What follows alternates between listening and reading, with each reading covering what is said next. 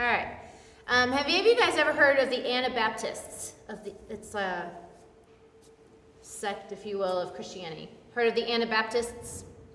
The Anabaptists are kind of like, their belief system is kind of the core of like the Amish and the Mennonite system. They believe in Jesus, they're Christian, and they very much believe in do no harm for any reason. Like, you're being attacked, you still do no harm. They're very nonviolent, is one of their big tenets, is nonviolence. So they've been around forever. One of their like big classic story is in the 1500s, this guy, Dirk Willems, he was an Anabaptist and somewhere in England area.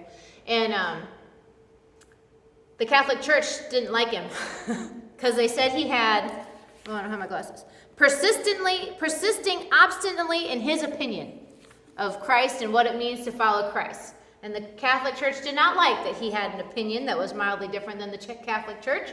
And so they decided for that he needed to die.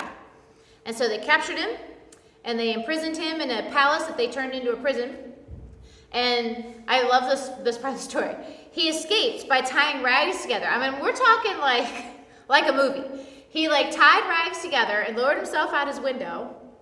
And it was winter. So he ran across the frozen moat to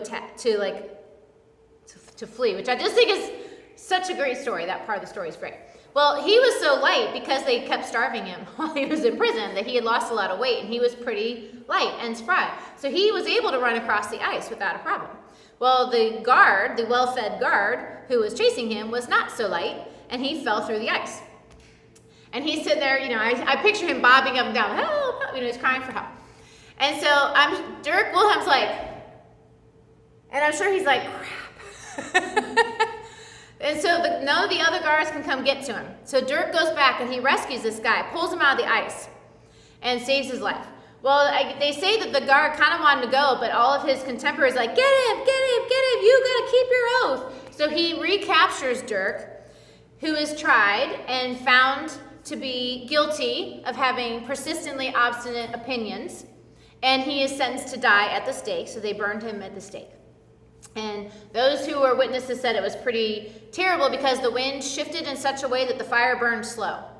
And so it was an unfortunately slow, painful process for Dirk. And I just think, how is it possible that the church, who loves Jesus, took another man who loves Jesus and said, oh, your opinion is different than mine. You're not following the rules the way I think the rules should be followed, so you deserve to die. And that just, that makes me so mad. And unfortunately, when you look at history, this has happened over and over.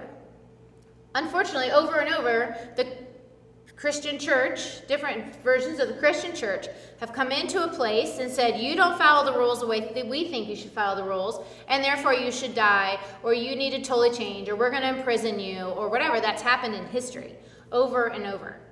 And that just makes me so mad, because nowhere, I'm like, that's not what the Bible says. And some people say, well, they did tell the Israelites to go into the promised land and kill all the people who lived there so they could take over the promised land. So they take that verse and they take it kind of out of context and they use it. People have used it over and over to commit genocide and imprisonment and force people into slavery. And that just makes me so mad as a Christian that people would do that. And I think to myself, what makes people do that? Why do we feel that that's our job as Christians? I say we, the collective, we as the church. And it's because there's a spirit called the religious spirit. And the religious spirit would get in and say, these are the rules, and those who follow them are good people, and those who don't are bad people. And therefore the bad people should be punished, can be punished, and you don't have to treat them well because they're not following the rules right. And I think about, what did that look like in the Bible? How did Jesus deal with that? And it was the Pharisees who had that attitude in the Bible. The Pharisees were the keepers of the law. They were scholars. They studied the law over and over, and they knew what the rules were, and they made sure that at least in public, that they followed the rules. And if you were to look at them, you couldn't convict them of anything because they did all the things. They went to church and they gave their money and they didn't lie, and they didn't do this, and they didn't do that. And then they like got so like fluffed up on themselves that then they would like make everyone else like, oh, you didn't go to church Sunday. You're bad. You need to pay your price. You need to, whatever. And they were like quick to point out everyone else who wasn't following the rules. So then I think about, what did Jesus have to say about this? Ooh. They were the only people that Jesus didn't have mercy on. Jesus had all kinds of mercy for prostitutes, for like people committing adultery, for people stealing, but the people he did not were the Pharisees. In fact, they call them the Woes of the Pharisees in the Bible. And in Matthew, there's 8, and like 3 or 4 of the books of the Bible, they have the Woes of the Pharisees. Matthew has the most. There are 8 of them. Here's one of them. So you must be careful to do everything they tell you, but don't do what they do. He's like, yeah, the rules are legit, but don't do it the way they do it. They don't practice what they preach. They tie up these heavy, cumbersome loads and put them on people's shoulders, and they themselves are not willing to lift a finger to help anybody. Everything they do is for people to see. So the Pharisees climbed up in their ivory tower, and they're like, oh, you got to follow all these rules. You got to do it perfectly. Bad people. But they didn't help anybody. They didn't help anybody follow the rules. They didn't try to like help people like be more holy. And Jesus is saying, you're following the letter of the law. And that is good. You're supposed to follow the laws, but you're not following the intent of the laws. The laws each had a reason for them. And he's like, yes, you're following them, but you're not following the letter of the law. You're not a holy people. Holy people are set apart. Holy people look like God. They love God. They're chasing after God. And I would say that we tend to, it's easy for us to sit back here and go, oh, those Pharisees, they're bad people. I can't believe those Pharisees. And it's really easy for us to judge them and see like, oh, they're bad people. But I maintain that a lot of us do pharisaical things. We don't like to admit it, but we do. And as I was making this list, I'm like, oh, I've kind of done that one. Like, oops. I'm going to need my glasses. I have a list.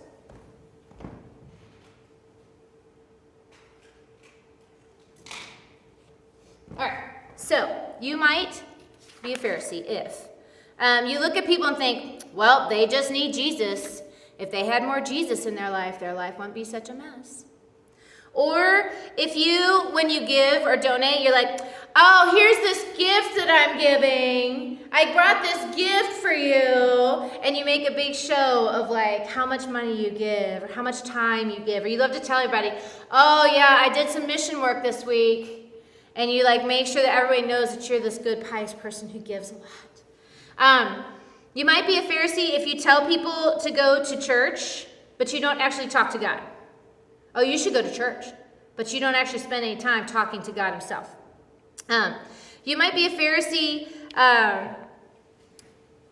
if you just want our Christianity to be something you do on Sunday, to check the good person box. But the rest of the week, you look like everybody else.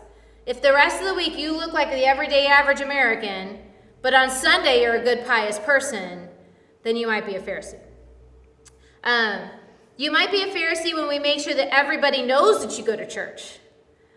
If you're like, well, at my church, we do this. Or on Sundays after I go to church, and you make sure you like name drop that you go to church and that you're a good Christian person because you go to church. And you like make a big show of that. I love Francis of Assisi said this. No one really knows. They're like, show the gospel to everybody. Use words only if necessary. People should see by your actions that you're a believer, that you're a Christian, not by the fact that you tell them that you go to church all the time. We're a Pharisee when we think the legislators should pass Christian laws, but our lives look like every other American. So if you're watching the TV with all the gory violence and the sex, and you're posting nasty things on social media, and you're doing all the things that everybody else who's not a Christian does, but you're like, those legislators, they should be passing these laws on Christian values. Like, we should be speaking with the way we watch TV. We should be speaking with the things that we watch on the internet. We should be speaking with the way we act, not just with saying that the legislators need to pass the laws. We are Pharisees if we get caught up in the letter of the law, but we don't actually think about why the law is there. And I'm going to give an example of that one later. We're Pharisees when we're hypocrites, and Jesus said this all the time, you hypocrites, you snakes. When we say people should, but we don't do ourselves. So people should go to church, but we only come every now and then, which that doesn't apply to us in this room. People should donate their money, but we give sparingly or grudgingly. People should be honest, but we stretch the truth when it meets our own needs. People should pray, but we're too busy to pray. People should forgive, but we've got those things in our hearts. We're like, well, yeah, people should forgive, but that thing that I have, that I was hurt way more than other people. Like, I shouldn't have to forgive because my hurt was worse. And this isn't an exhaustive list. This is just a sample. We're meant to be a holy people. We are meant to be a set-aside people. We're meant to look different. When we say that we love the Lord, we should look different. We should act different. The whole point and purpose of God making the Israelites his people was that they were a holy people set apart. And it wasn't that they were supposed to live by themselves and never talk to anybody else. He was teaching them who he was so they would look like him, so that when they were out in the world at large, people would look to them and be like, oh, what's different about them? Oh, that's because they believe in the Lord, and that's why they act different. It's not about that they follow all the rules. It's how we make them feel. And that's why I love our motto. It's that whoever experiences us, whoever crosses our path, whether it's on Sunday in church or Wednesday night at the bowling alley, they should feel the love of the Lord because we're holy people. They should see that we don't, like when I sit in the teacher's lounge and people talk about all these shows that they watch, and I don't watch them because they're filled with gratuitous sex and violence, and I won't put that in my spirit. So I look different, and then I have nothing to say. When they're talking about the shows they watch, I'm like, they're like, this show's so great. I'm like, I'm not watching Bridgerton. I just won't. And that's not to say that nobody can watch Bridgerton, but I'm choosing to show that I don't want more shows like that by not watching that. You know what I mean? So it's just stuff like that. We have to think about, are we behaving like someone who truly loves the Lord? So I got a couple real life examples because it's easy for us to look at that list and be like, I don't do that, right? So, for example, a man has kind of stopped loving his wife, and he's married to her, and he doesn't cheat on her, but he doesn't make her coffee anymore. She's really just kind of his roommate. He doesn't really take her out to dinner. He doesn't shower her with love or treat her with any tender care that a wife should be treated with. But he doesn't cheat on her, and he doesn't divorce her because that's against the religious code. So is he really being holy? Is he being holy to his wife? You know what I mean? He's following the rules, but is he following the intent of the rule, which is to love and to cherish his wife? You know what I mean? Stephen Manuel, who I learned a bunch of the stronghold stuff from, he told a story. God told him to, when he opens a door, to wait 10 seconds if he sees someone coming, to wait 10 seconds. And if that means until someone comes through, and every time someone comes through, wait 10 more seconds. So that means he might hold the door for 2 hours. Because if every 10 seconds someone comes up, he keeps holding the door. Which was kind of irritating for him, but whatever. It was a lesson the Lord was teaching him. Now, he leads people, so if he decided, well, the Lord said I have to hold doors, therefore it is a rule that all Christians have to hold doors for 10 seconds. That's the religious spirit. The Lord didn't say, I want everyone in the world to hold doors for 10 seconds. The Lord said, Stephen, I need you to hold doors for 10 seconds. You know what I mean? So that rule just applied to Stephen in that situation because the Lord's trying to teach him some lesson. That doesn't mean it has to become a rule. Did you know in the Old Testament they had 613 rules? 613. How do they keep track of 613 rules? I don't even understand. That would be exhausting, I feel like, to have to follow 613 rules all the time. But the Pharisees knew the rules and they made sure that they followed them. And the religious spirit would say, you've got to follow all these rules. But Jesus came not to get rid of the rules. He says, I didn't come to get rid of the rules. I just came to bring grace for the rules. To show you that it's more about following the Spirit than it is about following all the rules. And I get caught up myself. I'm like, Lord, I do all the things. I go to church, I give the money, I pray, I take communion. I do all the things. I don't understand. And he's like, Stephanie, it's not just about doing all the things. It's about come to me. Sit with me. Hang out with me. Have a relationship with me. Do you look like me? Do people feel me when they're around you? That's what it's about. It's not about the rules. I don't care about the rules if you're having a relationship with me. And the closer I get to the Lord in a relationship, the more I just will naturally do the right things. I don't have to be like, oh my gosh, that's a rule. I'm not following this rule. Right? So, our job as Christians is to come to the Lord and say, Lord, I love you. Search me. If there's any crap in me, I give you permission to put your finger on it and tell me where I am not being like you. We should all aspire to be mini Christs. Christian means Christ-like. It means wherever I go, I look like Christ, I feel like Christ, I act like Christ. So our job is to constantly go to the Lord and say, search me. If there's anything offensive in me, point it out to me. Not search all my friends, Lord, and show me so I can be like, you're doing this wrong, and you're doing that wrong, and you're doing that wrong. That's not our job. My job is not to find the plank in everybody else's eye, or my job is not to find the speck in everyone else's eye, but take the plank out of mine. So I should constantly be creating a situation where I'm finding time to be with the Lord, and I am working on my relationship with the Lord so that I look like the Lord. And my job is also to constantly say, Lord, search me. Help me to love people. Okay, the Pharisees, it wasn't that the other people around the Pharisees, they needed the Pharisees' help. Jesus, it's not that you can't know the laws. Okay, know the laws. If you see someone sinning, I know I found with kids, if I see a kid who's being a jerk in class, it's usually because something's going on in their life. So my job is not just discipline that kid, but to find out what's really causing the kid to do that. And come and help the kid so that they don't do that behavior.